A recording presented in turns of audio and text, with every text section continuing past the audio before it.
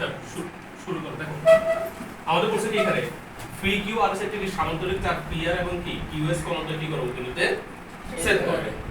এখন আমাকে বলছে উদ্দীপক অনুসারে কি করে চিত্রটাকে আমি সিলেক্ট করব। তো আমরা একটা সামান্তরিক আঁকবো কি ফ্রি কিউ আর এস একটা কি করলাম সামান্তরিক আঁকলাম যেখানে কি পিআর এবং কি কিউএস কোণ কি করব বিন্দুতে সেট করব। ক এর এটুকু শেষ। আর ক্ষয় বলছে কি বিপরীত বাহুগুলো সমান এবং কি বিপরীত কোণগুলো সমান। এটা আমাদের কিছু প্রমাণ করতে হবে। এটা উপপাদ্য কোনটা ছিল? উপপাদ্য 2। তাহলে উপপাদ্য 2 আমরা এটা করলাম না, কারণ আমরা কি করছি ওখানে just A B C D দিয়ে প্রমাণ করছি আর এখানে কি পি কিউ আর এস দিয়ে বলা আছে। তাহলে এটা আমরা করতে পারবো না। 3 নম্বরে দেখো যদি উদ্দীপকের পি কিউ আর এস চতুর্ভুজের চারটি বাহু সমান হয় তাহলে এটা কি সামুদ্রিক ছিল না? সামুদ্রিকের যে চারটি বাহু সমান হয় সেটা কি হয়ে যায়? একটা রম্বস হয়ে যায়। কি যাবে? রম্বস। সামুদ্রিকের কি চারটি বাহু সমান হলে সেটা কি হবে? রম্বস হবে। এখন বলছে চারটি বাহু সমান হয় তাহলে দেখাতে হবে কি রম্বসের কোণ দুটোটা কি করে পরস্পরকে সমানুপাতিক করে। যে পিও সমান কি আর ও, কিউ সমান কি ওএস। এটা আমাদেরকে প্রমাণ করতে হবে। আবার সামুদ্রিক কোণ দুটো পরস্পরকে কি করে সমকোণে সমানুপাতিক করে। এই যে যেখানে সেট করছে এখানে কোণগুলো কি হবে? সমকোণ হবে। অর্থাৎ এই কোণটার সমকোণ, এই কোণটার সমকোণ, এই কোণটার সমকোণ, এই কোণটার কি সমকোণ। এটা আমাদেরকে প্রমাণ করতে হবে। তো এখন দেখো রম্বসটা কি একটা সামুদ্রিক না? কারণ যে চতুর্ভুজের কি বিপরীত বাহুগুলো সমান ও সমান্তরাল তাকে কি বলে? সামুদ্রিক বলে। রম্বসের যদি চারটি বাহু সমান কিন্তু কি বিপরীত বাহুগুলো কি সমান ও সমান্তরাল না? সমান ও কি তার মানে কি রম্বসের ক্ষেত্রে কি সামুদ্রিক। আর আমরা একটু উপপাদ্য প্রমাণ করছি না সামুদ্রিকের খণ্ডগুলো কি করে পরস্পরকে সমানুপাতিক করে। তার মানে কি রম্বসের খণ্ডগুলো কি করে পরস্পরকে দুই ভাগে ভাগ করবে। তার মানে আমরা এখন বলতে পারি কি এই যে ওপি সমান কি ওআর, তারপর কি কিউও সমান কি ওএস। যে এটুকু আর এটুকু সমান, এটুকু আর এটুকু সমান। এটা আমরা বুঝছি।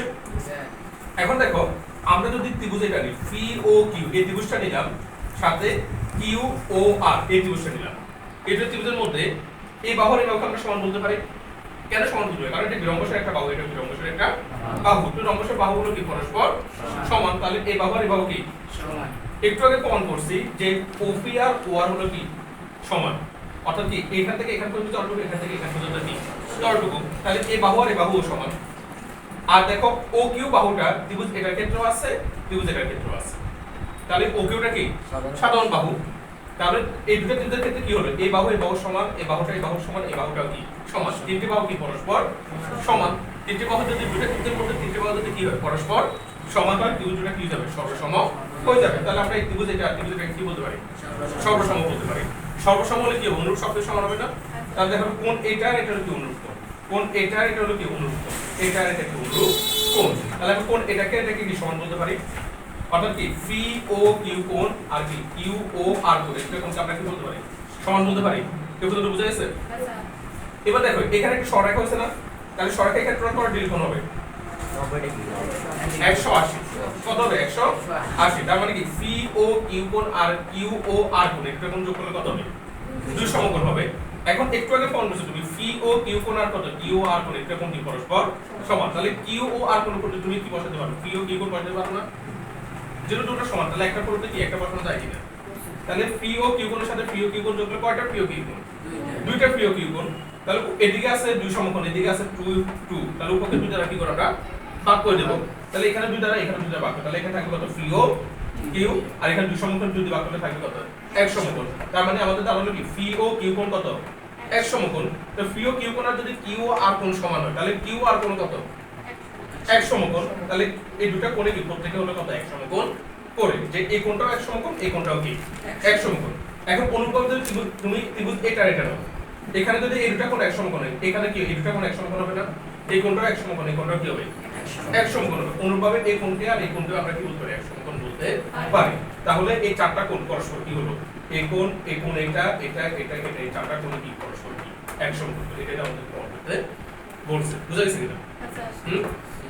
তাহলে এইটা গেল এটা। আর একটা হলো এটা এবিসিডি সামান্তরিকের কোণ দুটো যদি সমান হয় আমাদের প্রমাণ করতে হবে কি মানে কোন একটা সামান্তরিকের যদি দুটো কোণ সমান হয় আমাদের প্রমাণ করতে হবে সেটা একটা কি আয়ত হয়ে যাবে।